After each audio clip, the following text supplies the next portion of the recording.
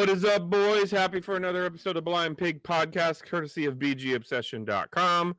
If you've never been here before, hook us up with a like, a share, follow, subscribe on YouTube, all major audio platforms, all major socials, and of course at the mothership, bgobsession.com. The two for this week, obviously, it's kind of a special week. So before we kick things off, I will say, happy Thanksgiving to everybody, you and yours. I'm thankful for everybody on this podcast. I think we're running 5 years strong. Is that right, Bob? Yep. Sounds all the way like back it. to the pandemic, man. So, I know. Yep.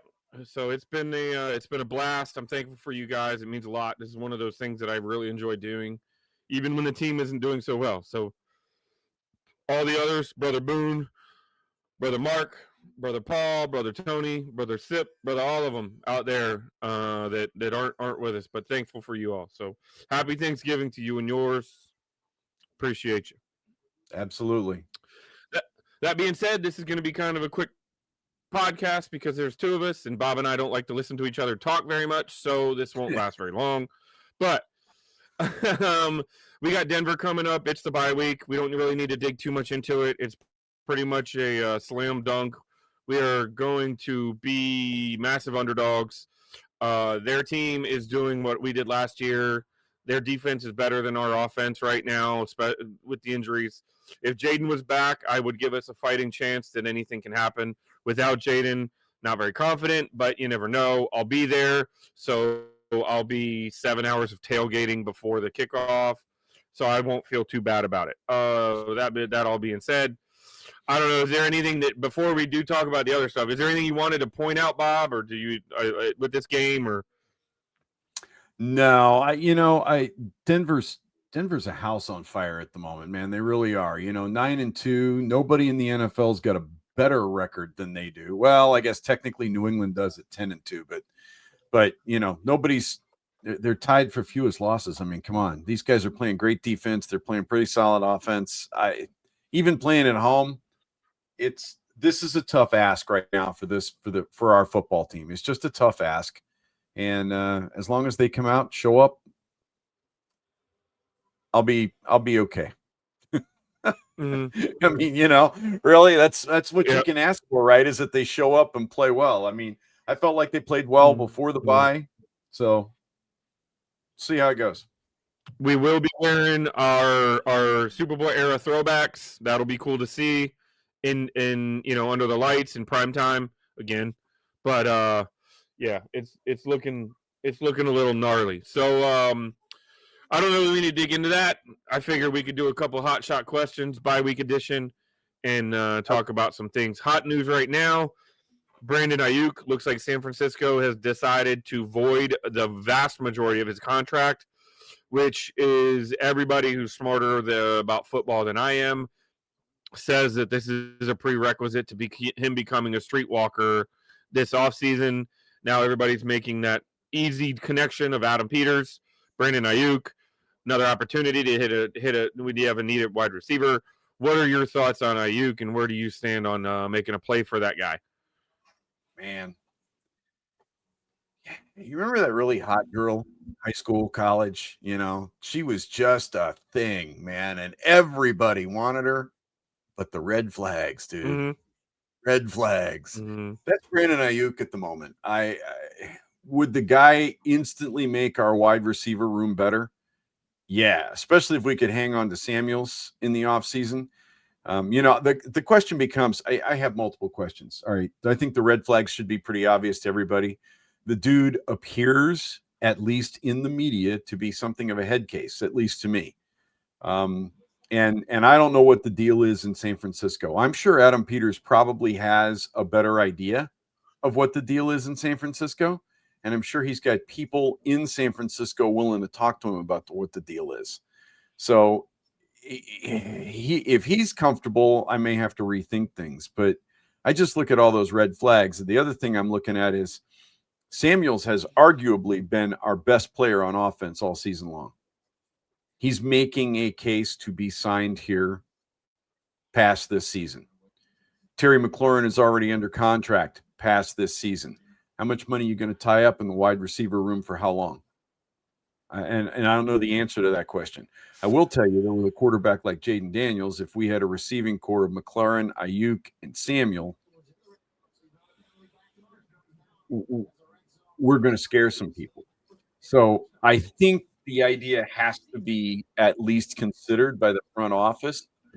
But man, as a fan who doesn't have any particular behind the scenes insight, I just look at the shit in the headlines, and Aiyuk scares me a little bit because he's going to require serious money. You know that, and I don't know. What are you thinking? I'm similar to you. I don't call them red flags, but I call them flags with question marks on them. You know what I mean? He didn't punch a coach. He didn't rip his jersey off and walk off the field mid game like Antonio Brown did. He's not. He you know what I mean? He's not in the media doing pull ups on his driveway or doing crunches on his driveway like Terrell Owens. You know what I mean? But there's flags, right? There's flags there that you look at and you're like, I'm not in that locker room, but something doesn't smell right here. You know what I mean? It just seems a little bit odd. Yeah. You know, and I look at that and I look at what derailed that situation out there? What was the cause of him no longer being happy? And then no longer being happy, getting paid a lot of money and still not being happy. Like there's rumors coming out that they were saying he just was not fulfilling his offseason and his practice requirements, or there was no effort there. And when you hear stuff like that, where does your head go? It goes right to Albert Haynesworth. He got paid and now he doesn't care anymore. Now, I'm not saying that's him. I don't know. But that's when you have these reports, that's immediately where kind of your brain goes. So I wonder. And here's the other deal.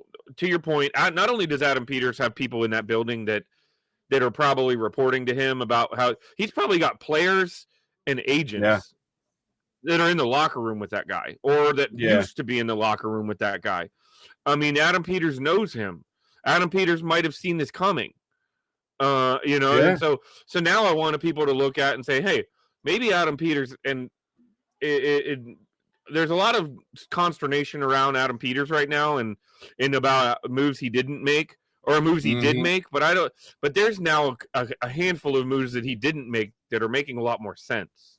Yes, and this is one of them. I mean, how many fans were calling for us to move heaven and earth sell the farm to get Aiyuk in here? Right. Yes. Yeah.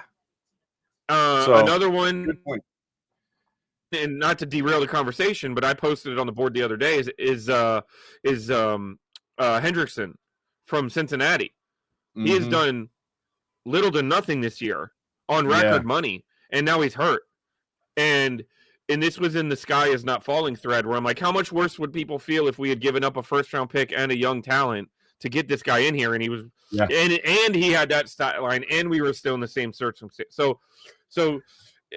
Again, I tend to try to look at things objectively. So if there's frustration right now with Emmanuel Forbes and his resurgence and Cam Curl, but I'm in that decision. But Adam Peters also didn't trade for Aiyuk and Trey Hendrickson either. So let's kind of look at the good with the bad. But back to that point with Aiyuk is, I don't think you have Aiyuk, McLaurin, and Deebo Samuel in the same locker room. If you bring in Aiyuk, Terry McLaurin's gone. I think there's an out with Terry McLaurin. Honestly, I don't know that he's even on this roster no matter what next year based on how things went in the offseason. I just think it's a little awkward now because you sell yourself on a bill of goods that I'm 30, but I'm not like everybody else. I don't get hurt. And then all you do is you get hurt with soft tissue injuries. So that's a different conversation. But I also don't think that Aiyuk is a replacement. Aiyuk has not exactly got a clean bill of health either. That guy's been hurt a lot.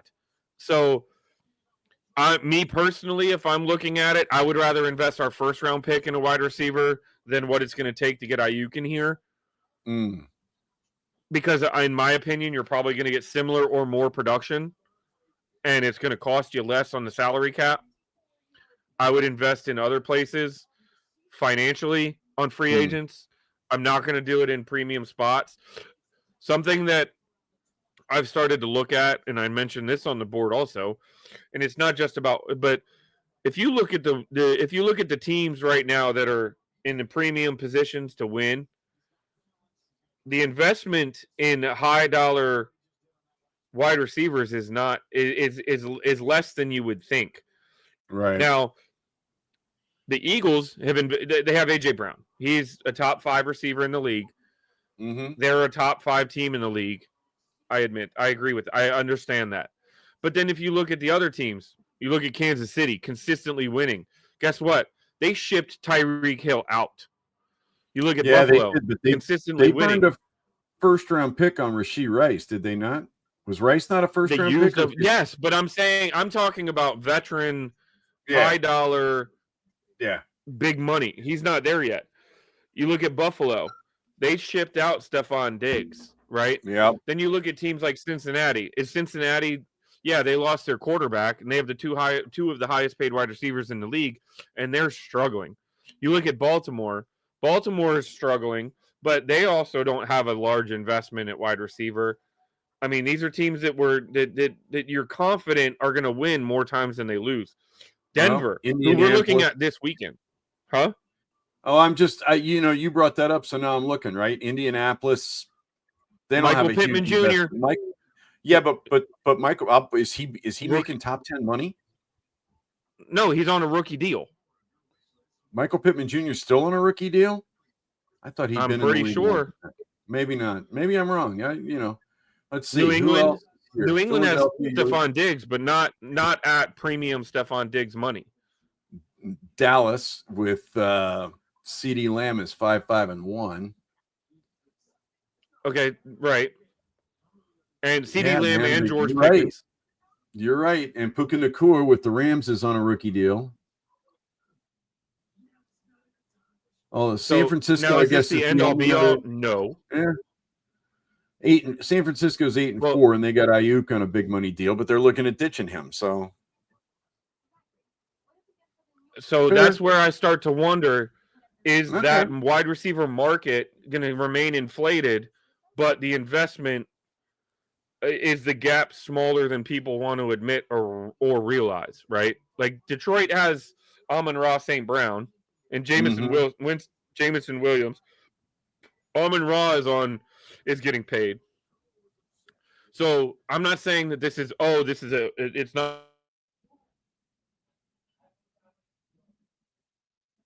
where teams are looking outside of the wide receiver investment at where do they to create that ability. And right. So and I don't know that I want to invest. I don't know that I want to invest that much in the wide receiver financially. I wouldn't mind, like I said, I wouldn't mind trading back out of the top 10 and you still get a good wide receiver. There's a couple in the draft right now that are looking at that 7 to 14 range. The kid out of Illinois, and then there's the Tate out of Ohio State who look like they might be legit. So that has to play a factor, right? Can I get similar productivity? Like it's not binary. My stumbling block over that idea is if we're going to have a pick in the top 10, I would really like to see us go grab that guy that's going to be our Jayden Daniels on defense. You know what I mean? I would defender. Like edge defender, or that linebacker from Ohio State. I don't remember his name off the top of my head.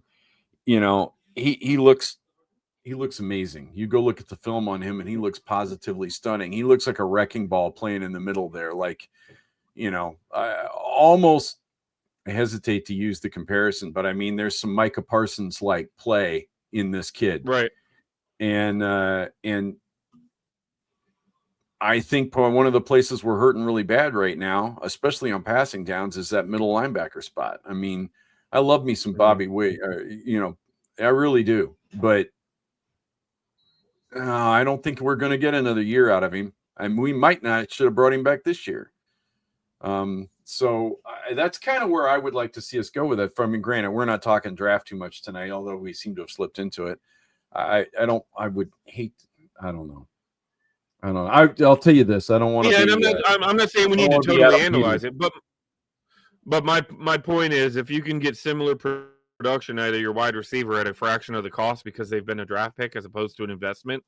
Yeah, I don't know. To your point, there's flags with question marks on them, like Mario. There's Super Mario blocks with a question mark, right? You don't know what's Right. going to come. Like I don't. There's something there, and Right. I could be Fair. wrong, but it's just not perfect, right? Yeah.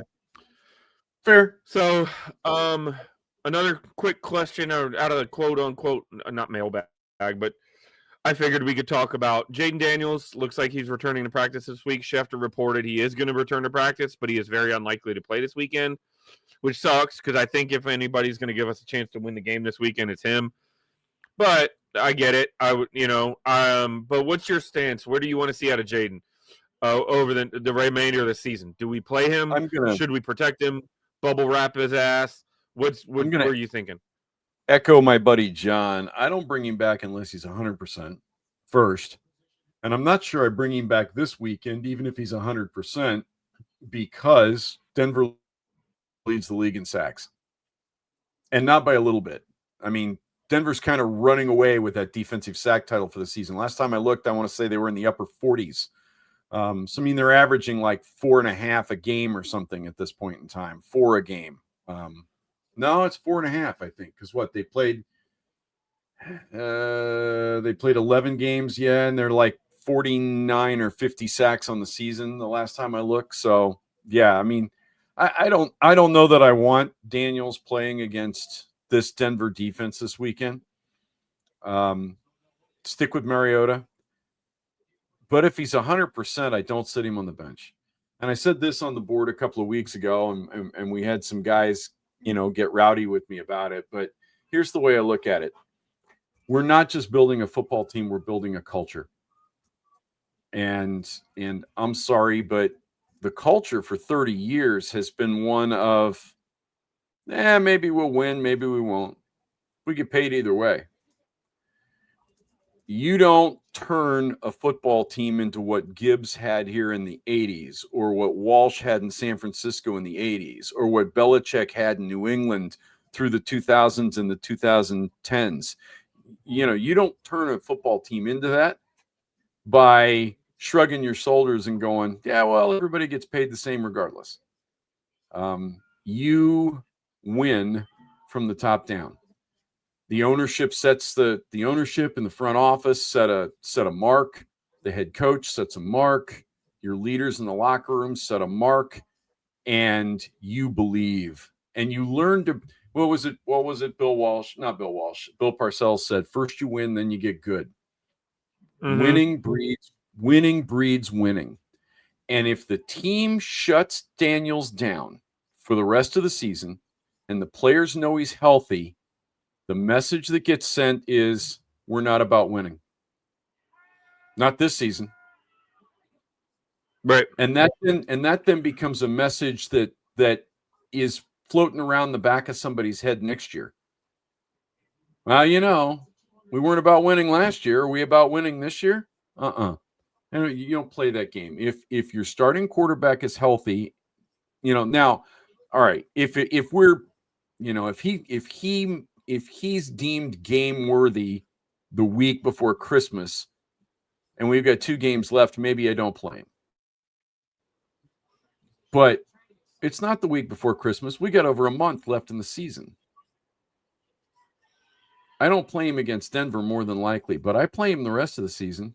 I'm sorry, this guy's still just a second-year quarterback. Reps count. Practice reps count. Game prep counts. Live fire reps in the games, especially against defenses as good as Philadelphia's, and we have them twice, count. You develop experience that way. And yeah, I know we may potentially hurt our draft position, but I think winning culture trumps draft position. That's my take. I could not have put it. I absolutely agree with you. And I want to elaborate on a couple points to yours. One, he's your starting quarterback. He's the guy that's supposed to be the redemption of your franchise. If he's healthy, he needs to play. There's a handful of reasons why. One of those reasons why is because you've got 52 other guys on this field, 25 other guys on offense that also need high level execution at the quarterback position so they can also develop. If you have subpar quarterback play, your wide receivers aren't getting good throws, your tight ends aren't getting good throws, your offensive line isn't getting good protection calls, you guys aren't blocking for a guy that you're going to be blocking for hopefully for the next 10 years of his career. You're not establishing that rapport. Okay, it's invaluable for Sam Cosmi to get as comfortable as he can knowing who Jayden Daniels is as a play caller and as a runner or as an improviser, so he can learn the nuances of his game. He's not going to learn Jayden Daniels' nuance with Marcus Mariota back there, right? Correct. And start to get that connection of understanding when he's going to run and when he's not. That changes things. Ineligible man downfield plays destroy touchdowns or first downs or drives a lot if they don't have that understanding of what their quarterback is going to do in a circumstance. Right. So that, to your point, that live fire rep matters. And our offensive line right now, you can look at and say this is probably going to be our offensive line in 2026. Because I don't think anybody thinks we're going tackle early, or we're going to bring a guard in here that's going to take over for Cosmi or Allegretti. Maybe Allegretti, but probably not. No, or Coleman. Sorry, Coleman, because you've got Connerly on the right side and Biotish is your center. These are probably going to be our 5 starting offensive linemen next year. So the more they can get, where they work. Paul is playing lights out in the left at the moment. So, who knows? Right. And I think you go get depth, to your point about free agency. At this point, we've got money in the offensive line. Okay. Tinsel isn't cheap. And if he wants to keep playing, they will rejigger his contract. Negotiate an extension. Yeah. Yeah. They will do some type of an extension in the off season, which will more than likely raise his cap number. Maybe not next year, but over the life of the contract, it'll raise the cap number. I think Chris Paul is running on the end of his contract. I think you're right. And he's played well enough to earn that second contract. Now, he's not going to get huge money, but he'll get starter money, which he hasn't had in the past. Cosmi already has a big contract on that line. And by the way, Biotish is 2 years into a 3-year deal, which means we probably extend him in the offseason too, unless we want to give him up. So there's going to be more money dropping into that line. Do you really want to spend a high draft pick or go buy, an expensive free agent in the offseason? I don't think so. But you fill your depth in there, certainly. Right. And maybe with a low draft pick, right? You bring in somebody, if you find somebody in the draft you really like, you bring them in. But no, I'm totally with you. I think on paper, the offensive line is the strength of this team as far as unit to unit to unit goes right now. So the more reps you can get with your starting quarterback, the better off you are next year. So that's my first point with that. My second point is, to your point, Jayden Daniels, second-year quarterback. The more live fire reps he can get, that cannot be mimicked. That is not something you can replicate in practice in any sense. Even in scrimmages, you can't replicate that. You cannot. There's no way. So the more time, look, I love the virtual reality thing. I think it's a cheat code for him. It helps, but it's still not a live game rep. No. It's not helping Jayden develop as a long-term quarterback. It is a tool, and this is a rep. There's two different things. There's tools, and then there's experience. They cannot be. They you know what I mean? You can't trade one for the other. No. The last thing that I'm huge on. Go ahead. Or go ahead. No, I was just going to say. Answer, and then I'll. To tag on that virtual reality thing, I mean, even running it at 2x speed or 3x speed, what you don't have in that, and that's the adrenaline of game. The guy trying to take your head off. Right. There's no danger.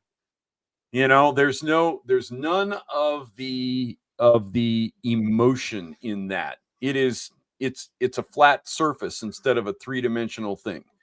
And I wholeheartedly agree with you. I love it as a practice tool, but it is not a replacement for 45, 50 snaps in a real game, especially against a division opponent. And that's my last point. Division opponent. Jayden Daniels is supposed to be our quarterback for the future, which means he's going to be seeing the Giants, the Cowboys, and the Eagles 2 times each, hopefully for his career. Guess who we play over the last 5 weeks of this season? The Giants, the Cowboys, and the Eagles. Twice. So I want that guy to get as many reps against those defenses, those players, those DBs, those D linemen as he can, because the more he can learn about them is the better he gets against that opponent. And I think that is something that nobody's talking about.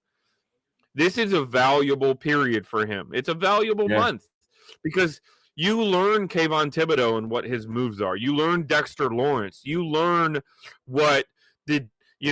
how the DBs on the Eagles are going to be covered. Cooper DeJean and those guys are going to be covering, and how he's a safety and what's his tendency and how does he cheat and how can you manipulate him and how do you learn this?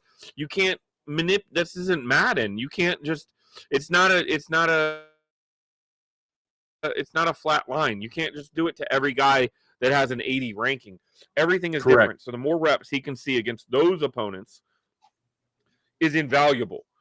And as long as he is safe, I want him out there. Look, I have no issue with wanting to make sure he's safe, but let's be real. He dislocated his non-throwing arm. Now it affects his mechanics, right?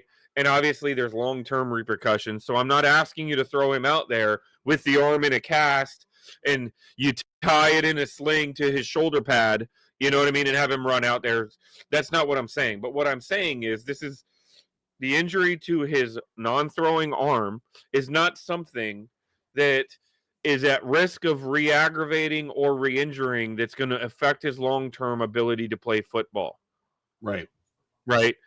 It's so knock on wood. I don't want to ever see that again. I'm not saying that, he's fine, just throw him back. That's not what I'm saying. But what I am saying is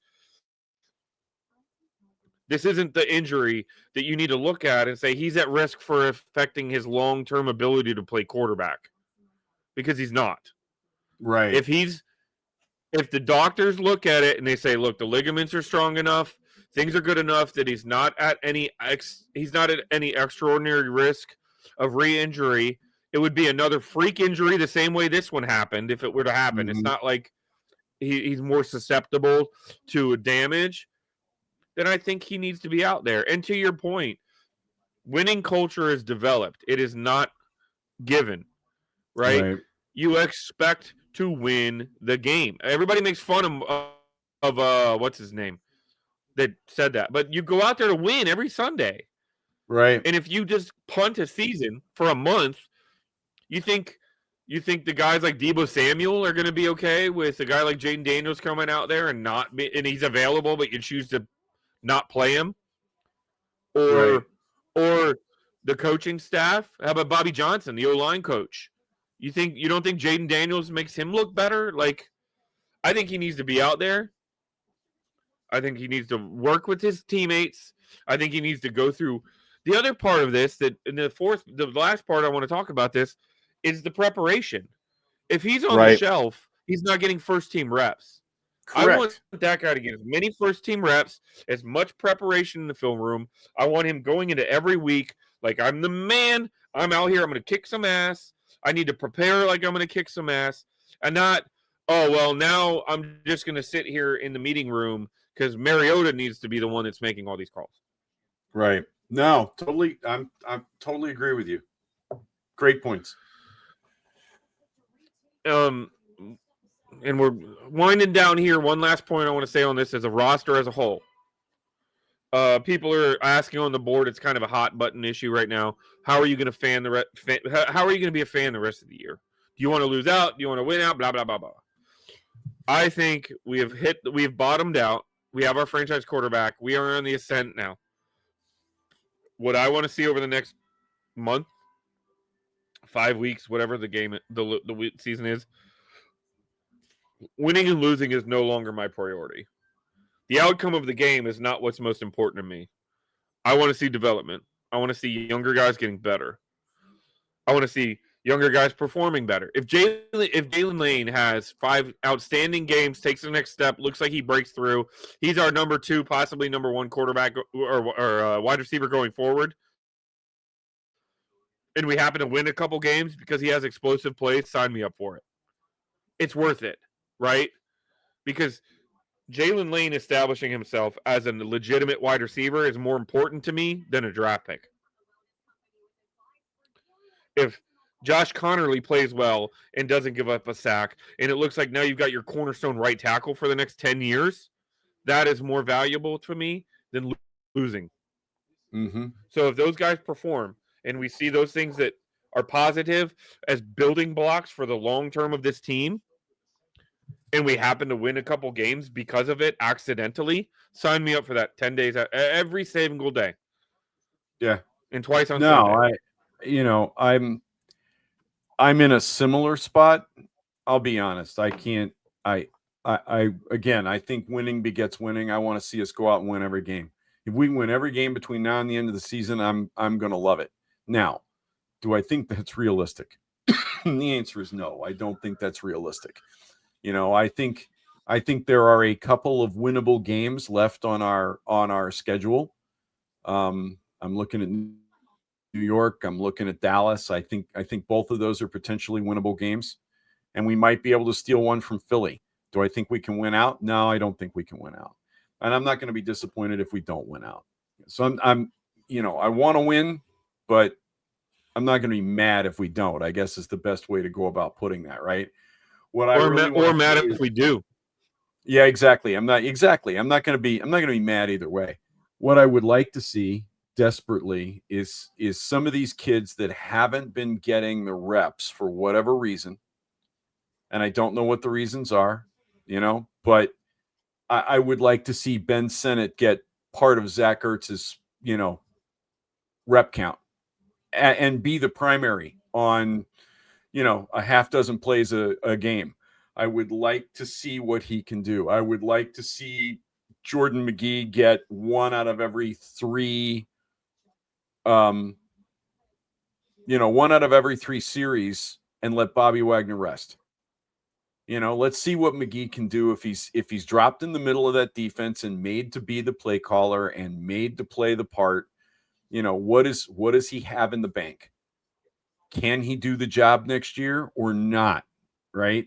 Those are the type of things I would very much like to see. I would like to see Chris Rodriguez continue to get the lion's share of the football. Let's ride Rodriguez the rest of the season and see what he can do as a I don't know, quote unquote feature back. If anybody actually runs with a feature back anymore, right? I'm down with Jayden Lane getting, significant reps, and I would like to see him be the primary on a half dozen to, the primary read on a half dozen to 10 plays a game, so that he's the guy. Can he go do the job? Here's one that I haven't seen anybody talk about. If Dan Quinn thinks he's got next year's defensive coordinator in this coaching staff, I'd like to see that guy call a game. Is it Ken Norton Jr.? Hey, let Ken Norton Jr. call a game. Is it Darryl Tapp? Let Darryl Tapp call a game. But let's play with this a little bit. I'm with you. We're on the rise. We've got the most important piece of the puzzle. We've got the piece of the puzzle that everybody in the NFL struggles to nail down. Everybody in the NFL wants what we have at the moment. Even the guys that have what we have at the moment would love to have another one of what we have at the moment. Because to quote Joe Gibbs, the second most important player on your team is your backup quarterback. Because like we're finding out right now, you never know when you're not going to have your primary guy. So finding a Jayden Daniels is difficult. We should be able to fill in the rest of the pieces. Let's get Jayden some more reps this season if he's 100%, and then let's find out what we've got in some of these other positions where we have players that the coaching staff has talked up and said good things about, but for whatever reason, be it they were injured or maybe we have a super experienced guy like a Bobby Wagner in front of them on the depth chart. Let's give them some reps. Let's see what they can do as the dude, instead of next to the dude, because the dude may not be here next year. So set Wagner down for a series, play McGee. Let's see what happens to this defense. And that's kind of what I would like to see the rest of the way. I'm with you, man. Well, brother, we wanted to keep this around or under 30 minutes. We leaked a little bit over, but once you get going about our team, it's kind of hard to shut up. But True, even if it's just two of us, it's all good. So, good news. A little bit of good news coming back this weekend. Looks like we're gonna get some of the Terry McLaurin, Will Harris, some combination of some of the guys that have been injured back. Interested to see what they can do over the next couple weeks, obviously. But with that, man, we'll go ahead and wrap this thing up. I'll say cheers to you, brother, if you're new to the Blind Pig. Just a couple of boys, just talking football. That's what we kind of predicated this whole podcast on. So if you made it this far, please hook us up with a like, a share, and a follow. Reminder, you can catch us on all major audio streaming platforms, youtube.com, all major socials, and, of course, at the mothership, bgobsession.com. And I will say, without ado, that'll do, pigs.